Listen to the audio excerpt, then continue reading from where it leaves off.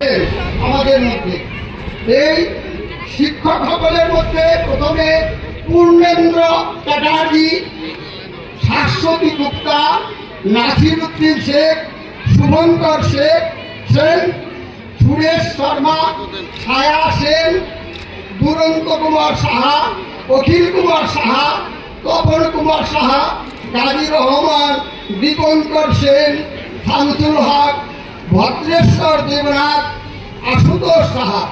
এরা সকলেই শিক্ষক ছিলেন। আজ অনেকে আমাদের মায়া মমতা পরিত্যাগ করে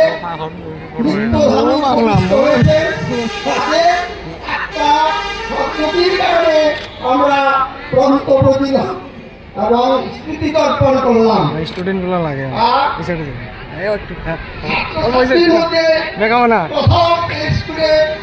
গীতা কর্মকার, বাদল কর্মকার, লক্ষণ সাহা, চিরঞ্জিত সাহা,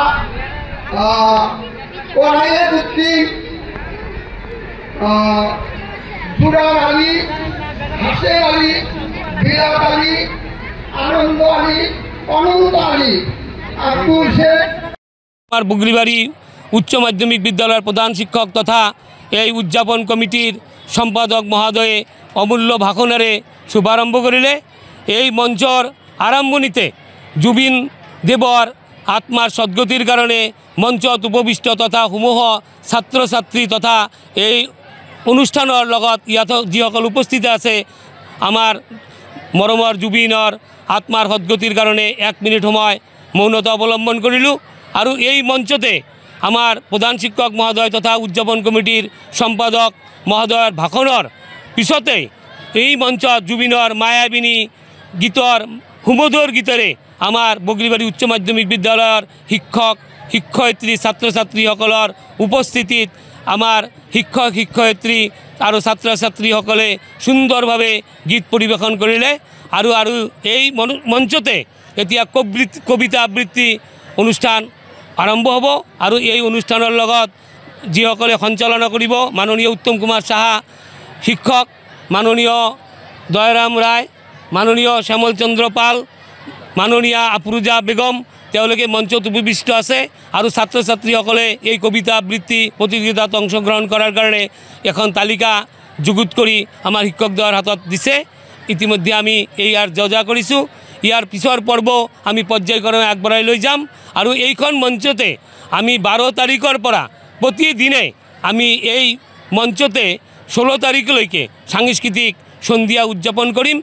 লগতে আমি যিসকল মহান ব্যক্তি আমাৰ মাজৰ পৰা ধৰাধাম এৰি স্বৰ্গধামলৈ গতি কৰিছে প্ৰত্যেকৰে আত্মাৰ সদ্গতি কামনা কৰি এই বিদ্যালয়ৰ লগত যিসকল ব্যক্তি জড়িত হৈ আছিল, শিক্ষক শিক্ষয়িত্ৰী, এই পৰিচালক কমিটিৰ সদস্যা, আমাৰ বিদ্যালয় স্থাপন কালৰে পৰা যুক্ত যিসকল ব্যক্তি, অভিভাৱক অভিভাৱিকা, ছাত্ৰ ছাত্ৰী যিসকল অকালতে আমাৰ মাজৰ পৰা গুচি গৈছে তেখেতসকলৰ আত্মাৰ চিৰশান্তি কামনা কৰিলোঁ।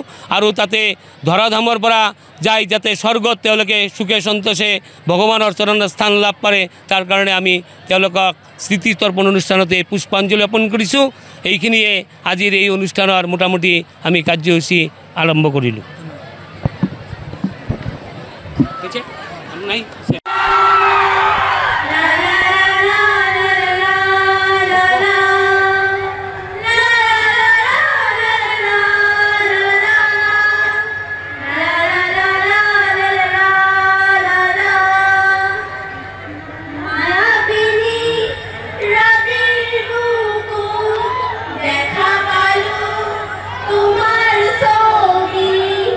ধৰা দিলা গোপনে আহি